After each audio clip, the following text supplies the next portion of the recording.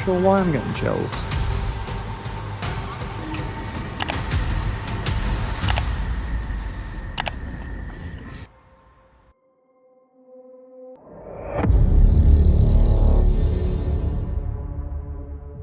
A routine camping trip can turn into a nightmare in seconds. Picture your gear mysteriously vanishing deep in the woods, or fighting a current that's pulling you straight into a nest of vipers. Sometimes the real threat isn't nature, but your own fear.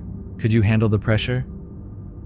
Okazia Outdoor, run by Olga, is usually known for peaceful nature trips with her dog. But on March 30th, 2025, she shared something very different. A story where a routine outing nearly turned fatal. During a solo camping trip, Olga suddenly faced danger, not because she lacked skill, but because panic took hold.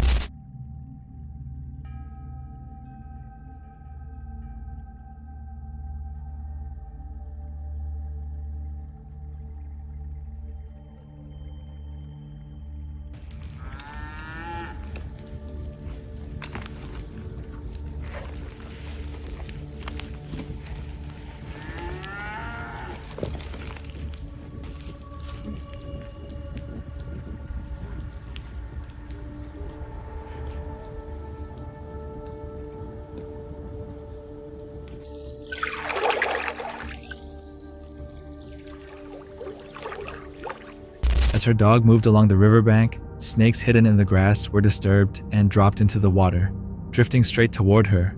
Fear hit instantly.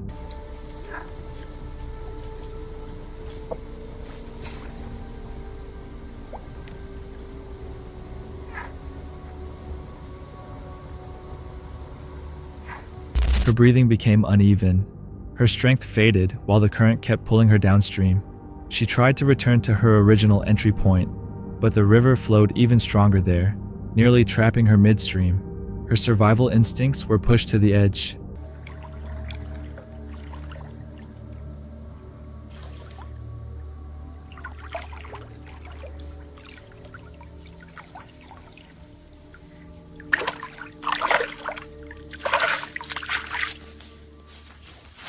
Using the last of her energy, she escaped and left the area that same day.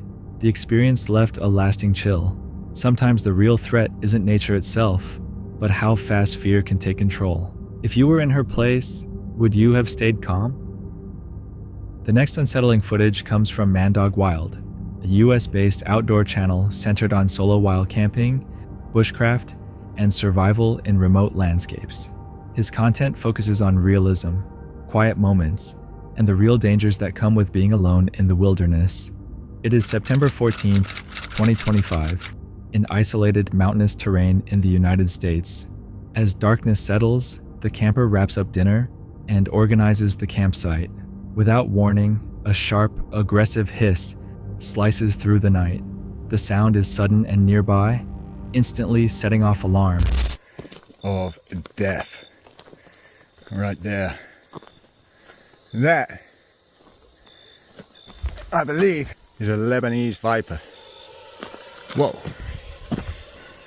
Will kill you if it bites you. So I'm hoping we have enough room here. The source soon becomes visible. A venomous mountain snake, coiled defensively on the trail ahead. It stays still but alert, positioned exactly where one careless step could have ended badly. The camper slowly backs away, keeping his body low and movements controlled. He carefully directs his dogs to retreat with him, aware that any abrupt motion could trigger a strike. The rough terrain forces him to proceed with extreme care, every step deliberate.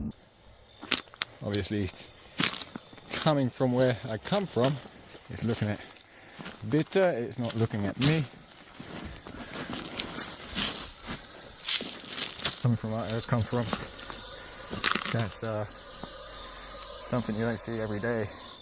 Now, if that had been Yeti with me, that would have been a shit show. That would have been a complete shit show. The rest of the night passes without further incident, but the encounter leaves a strong impression. The experience highlights a basic truth of wilderness travel: preparation and awareness matter. But knowing when to step back matters just as much. In moments like this, one small decision can change everything. Would you have reacted the same way? This video comes from Brothers Wild, a UK-based outdoor adventure and paranormal camping channel that combines wild camping, bushcraft, and overnight stays in places connected to unsettling local legends. Their style centers on unscripted real-time reactions, casual conversation, and a respectful mindset toward whatever they may experience. It is July 20th, 2024, in Wales, United Kingdom, within an area known locally as Witches Woods. Stop.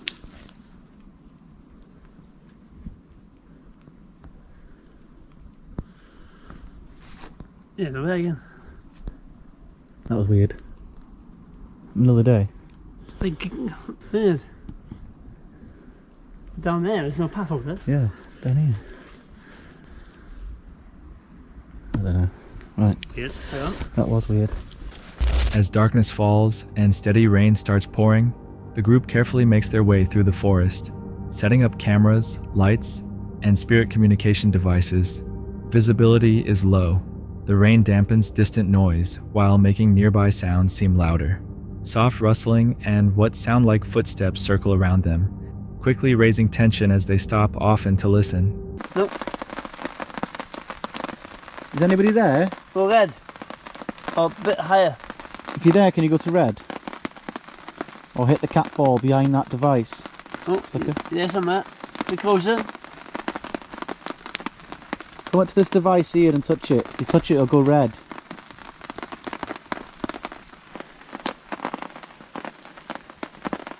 Yeah, thank you. Yay! Thank you very much. Come in, please. Wow. Look at it, that is dancing. Hello! We're going to use this device to make yes and no answers. So it's no if you stay on green and red if it's yes. Can you go to red that you understood that, what I just said? Trigger objects and spirit devices are put into use. The equipment appears to respond with purpose, giving yes and no answers, and identifying itself as a female presence. Reactions grow stronger when the questions shift toward death and fire, with the device responding more intensely than before. No, I'm going to have to change battery. I put a new battery in about 20 minutes ago. I've barely used it. 10%. It's using this. I said it was not you. Are you here for me? Yes, we Yeah, are yeah. here for you. We're here Yes. for you, but we need a name off you. I can't believe that. That's never drained that quick. 7%. It's draining every couple of seconds. What? 6%? Go on it. Watch it now, go down to 5. You'll see it in a minute. Tell me to stopped. Now it stops at 6%. Okay guys, I'm going to have to just change my battery on this. It's for some reason we just started this and now it's going absolutely crazy. What a horrible number to stay at. I'll stop them. I'll stop. They went over there. Come back over there. 5%. I was shot. You were shot? Sorry guys, I'm going to have to change this battery before. Oh, guys, Thank you. we're back. We've had 1970s inside, then my battery case closed on its own. Then we heard a noise over here. One camera begins losing battery power at an unusual speed, draining within minutes despite being fully charged.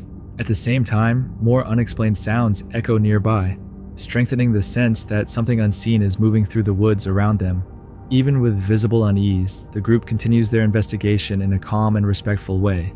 They record additional sounds and device reactions without attempting to provoke the surroundings, staying focused on observation rather than escalation. As the night draws to a close, they reflect on what occurred. The equipment is packed away, and they leave Witches Woods with a lingering feeling that the forest becomes far more active after dark than it first seems. The night is marked by repeated unexplained noises, responsive spirit devices, and unusual technical issues. Do you think this was coincidence, or something aware of being observed?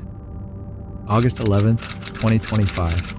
The channel Natalie Outdoors uploaded footage that made a once familiar forest suddenly feel disturbing in a way that's difficult to explain. She goes back into the woods searching for a bicycle she had previously concealed deep in the brush. But the deeper she walks, the more uneasy everything begins to feel. I am back in Elmore Forest Park. I tried to find the scene of the bike. So I was returning to the scene of the crime or the bike, but I couldn't find where it was last time, but it was on the way out the last time. Tree trunks start to take on the shape of distorted faces, leaving her unsure whether it's only her imagination or something actually staring back at her. Just me, or does that look like an evil face in that tree? This looks like another face.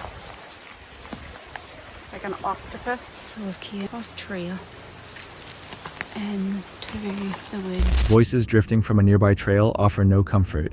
Instead, they make the sense of isolation even more intense. It's scaring me.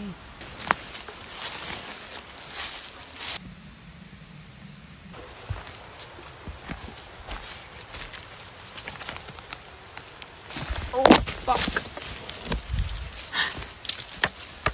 After a sudden misstep, thoughts surface about a man rumored to wander the forest with a white van, quietly moving through the trees. When she finally reaches the original location, the bicycle is gone. No explanation, no trace. My foot just sunk. Oh my god. My foot just sunk down that big hole. And my daughter asked me last night where I was going today. That I was going to the forest. Hopefully no one, or that would be creepy. And she said there is a man in the forest, and if he sees someone, he puts them in a black bag and puts them into the back of a white van. What remains is the feeling that some forests don't need anyone standing in them to feel wrong. They carry their own atmosphere. Sometimes when tension builds slowly like this, even small changes feel bigger than they are. So what really unsettled her more? The missing bike? Or the fear that grew before she found it gone?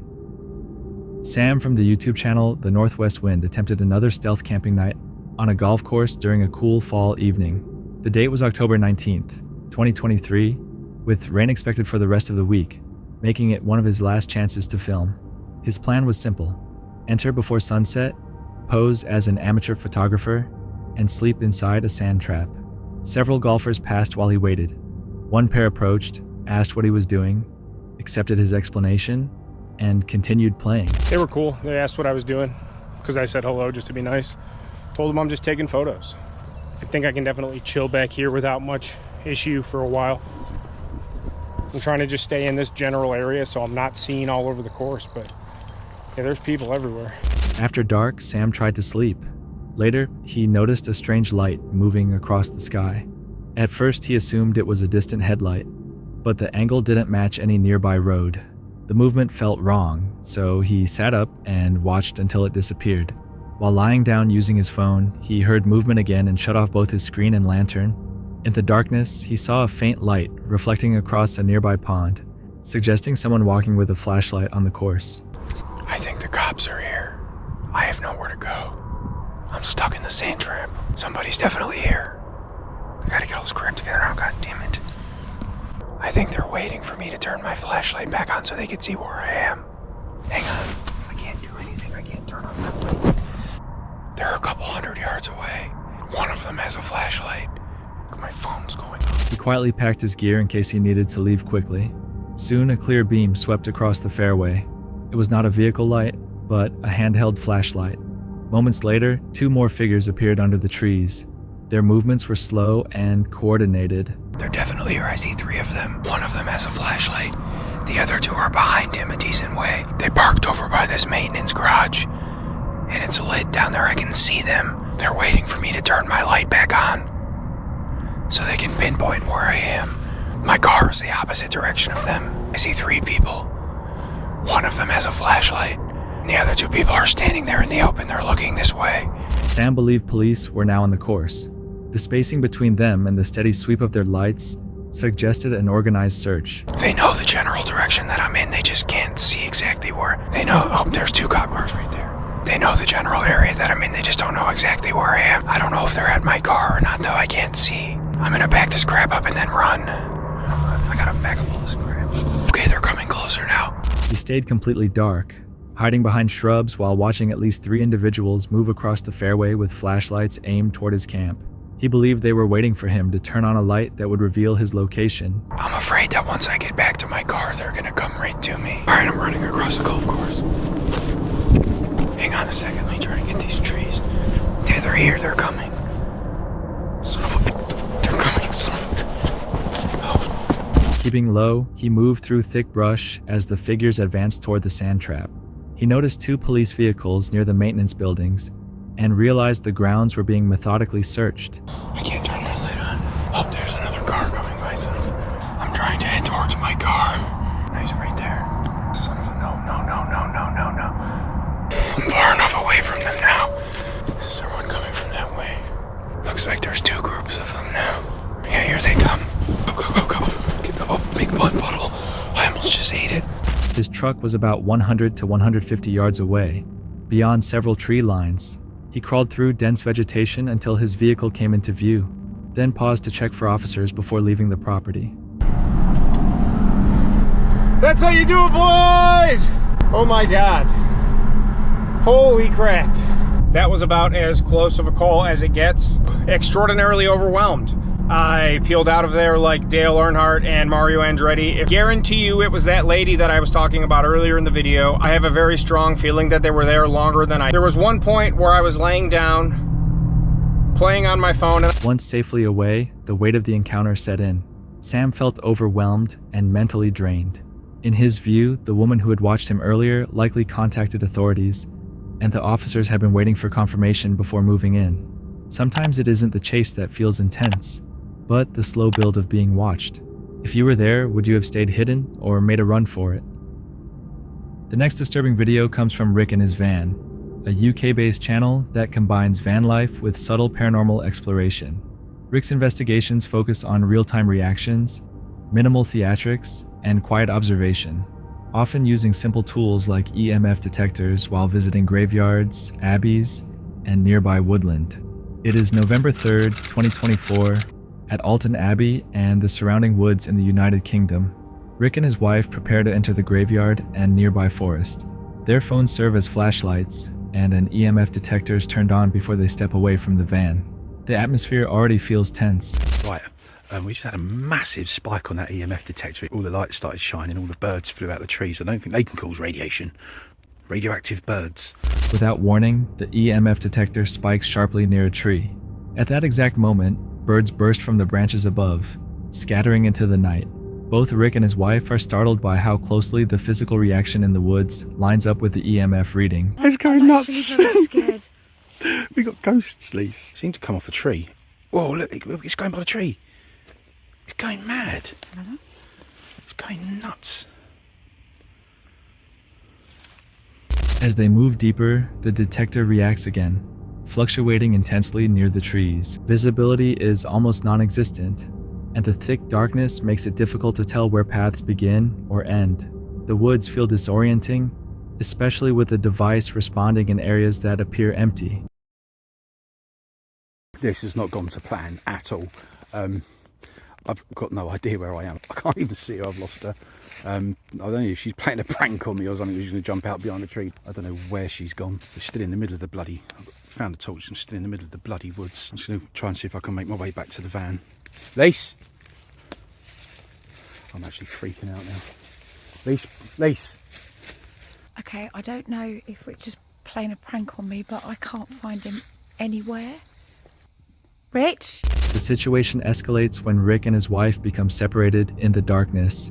Rick realizes he cannot find her and begins calling out while trying to navigate the woodland alone. For several tense minutes, neither knows the other's location.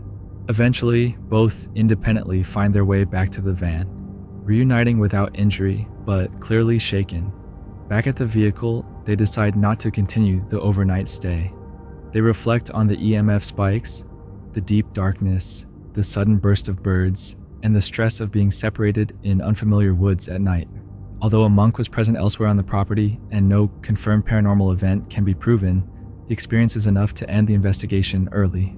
When small events line up at the same time, it can feel bigger than it is. Darkness and isolation can also change how things seem. Do you think this was just coincidence, or something reacting to them being there? The next video comes from Anonymous Prepper, a survival and preparedness channel centered on real-time challenges, underground shelters, and pushing personal limits in environments with little control. The content is minimally edited, relying on direct-to-camera narration and authentic reactions as events unfold. It is May 21st, 2025, in a rural woodland in the United States. It's so complicated at night, right?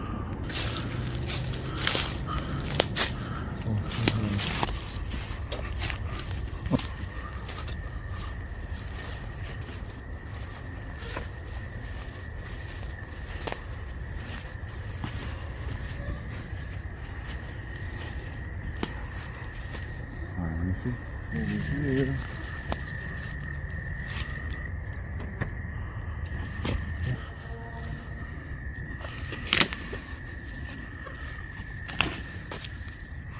Kind of long.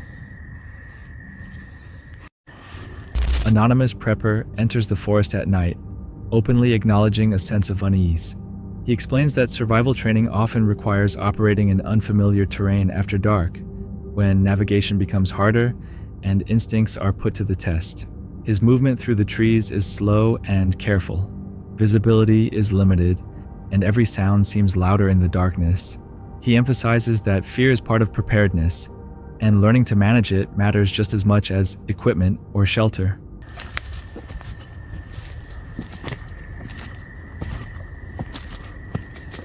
Alright guys, we're here at the bunker. It's nighttime. So we're gonna hop in the bunker right now, okay?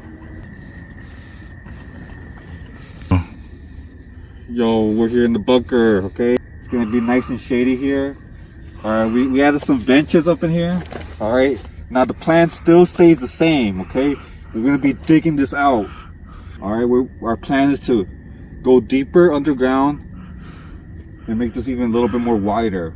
Descending into the bunker, he briefly shows the interior. The space is simple, enclosed, and dark.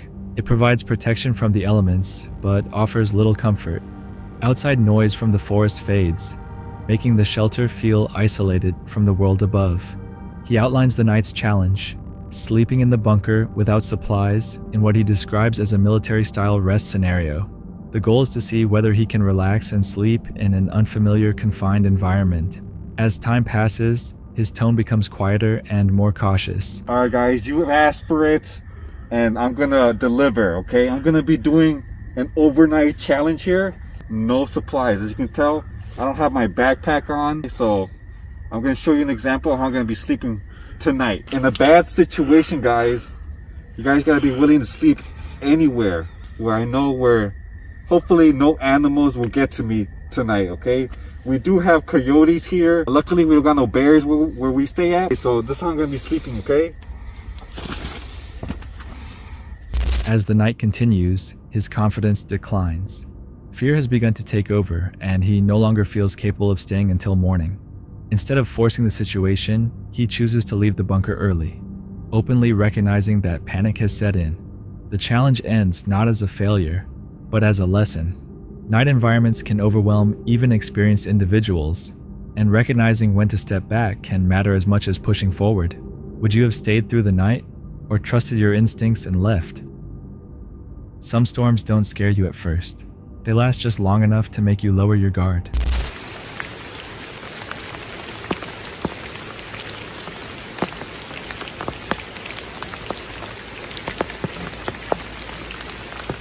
A woman is camping alone deep in a flooded forest where the rain never stops. Day and night, the steady sound fills the space.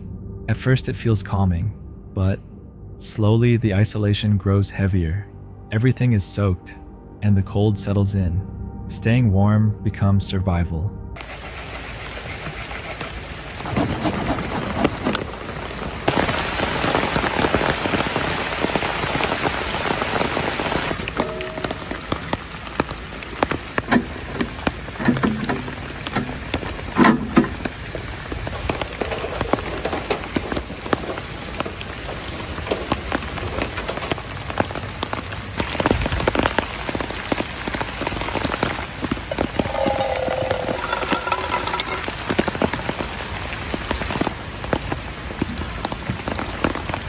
In conditions like this, the danger isn't dramatic.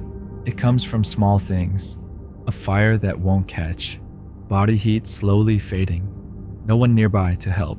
She uses fire-starting gel just to keep the stove burning, because in a rain-soaked forest, losing fire means losing safety.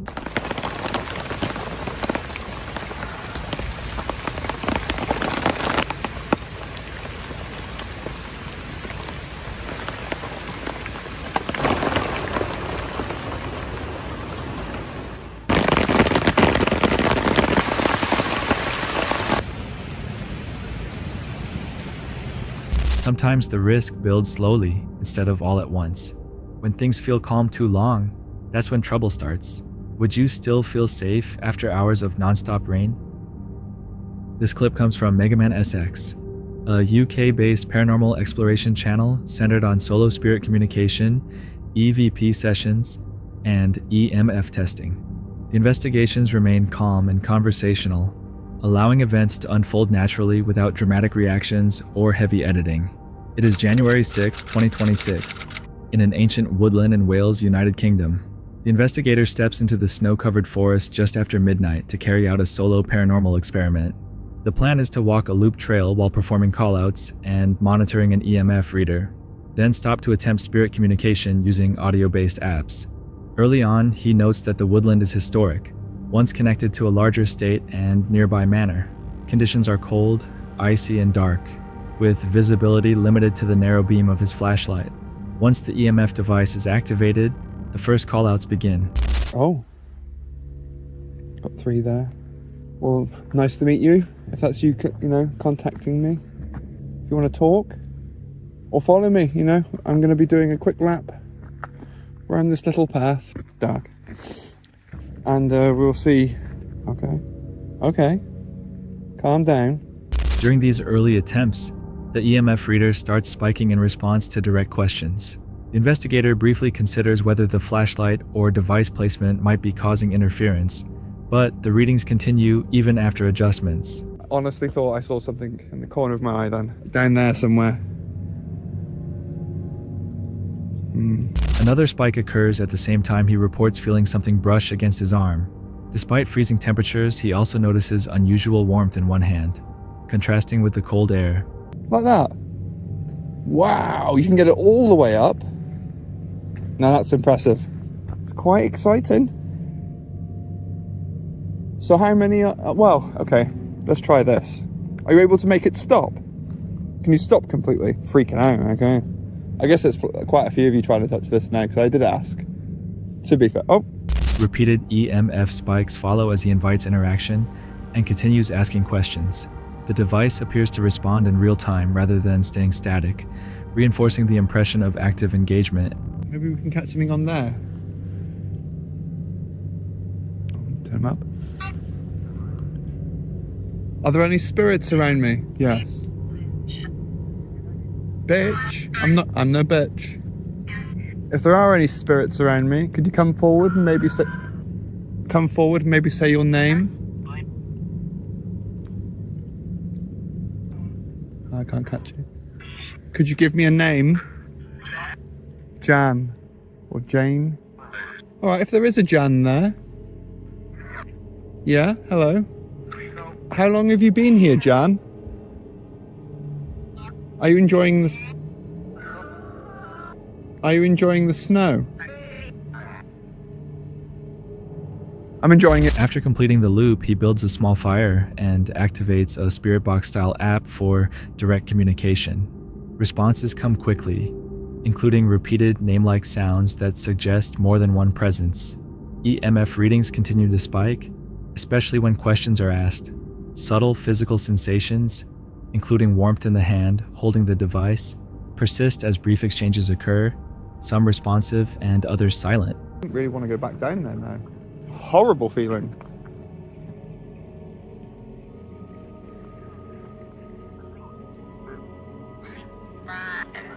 I'm not a chicken. It just said chicken. I'm not a chicken, but I'm getting chills all down me now. I'm not sure why I'm getting chills.